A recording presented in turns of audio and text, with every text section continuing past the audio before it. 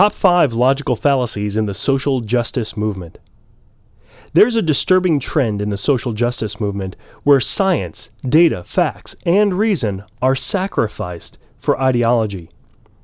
Critics of the social justice movement often reject the overall ideas of social justice because of these reasoning flaws, which is problematic in itself. See the argument from fallacy. If you're a supporter of social justice, and you are allowing your passion to affect your reason, realize that you are most likely doing more harm to the movement than good. There are several logical fallacies often committed by those espousing social justice.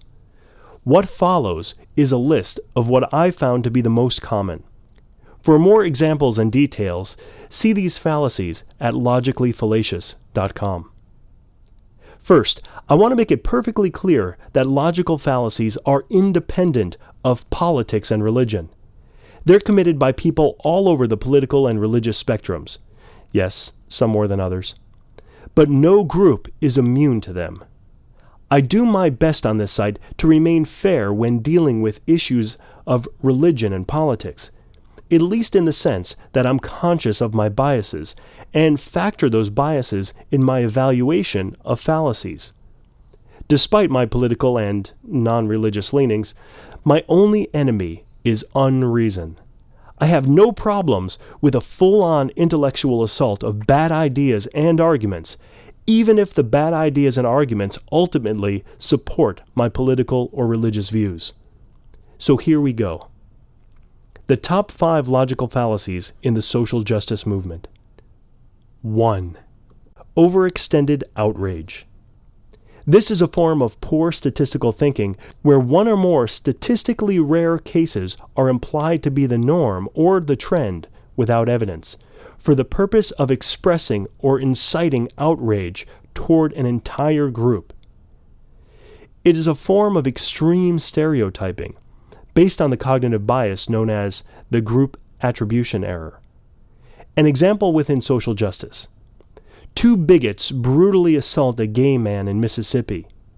LGBT groups all over the country protest increasing violence against gays, citing this case, when in fact violence has not been increasing. 2. Political correctness fallacy. The assumption or admission that 2 or more groups, individuals, or ideas of groups or individuals are equal, of equal value, or both true, based on the recent phenomenon of political correctness, which is defined as a term which denotes language, ideas, policies, and behavior seen as seeking to minimize social and institutional offense in occupational, gender, racial, cultural, sexual orientation, certain other religions, beliefs or ideologies, disability, and age-related contexts, and, as purported by the term, doing so to an excessive extent. This can be seen as an overcorrection of stereotyping. An example within social justice. Social justice groups are outraged that airport security profiles people as potential threats based on physical and cultural characteristics. 3. Identity fallacy. When one's argument is evaluated based on their physical or social identity, that is, their social class, generation, ethnic group, gender or sexual orientation, profession, occupation, or subgroup, when the strength of the argument is independent of identity. Example within social justice. All of these fallacies are bogus since they're written by a white, cisgender, heterosexual male. 4. Base rate fallacy. Ignoring statistical information in favor of using irrelevant information that one incorrectly believes to be relevant to make a judgment. An example within social justice. 22 trans people were murdered so far this year, which means that there's a war on trans people. In fact, if we factor in the base rate of murders and how many trans people there are in the population, we will find that trans people are less likely to be murdered than cisgendered people. 5. Traitorous critic fallacy. Responding to criticism by attacking a person's perceived favorability to an outgroup or dislike to the in-group as the underlying reason for the criticism, rather than addressing the criticism itself, and suggesting that they stay away from the issue and/or leave the in-group.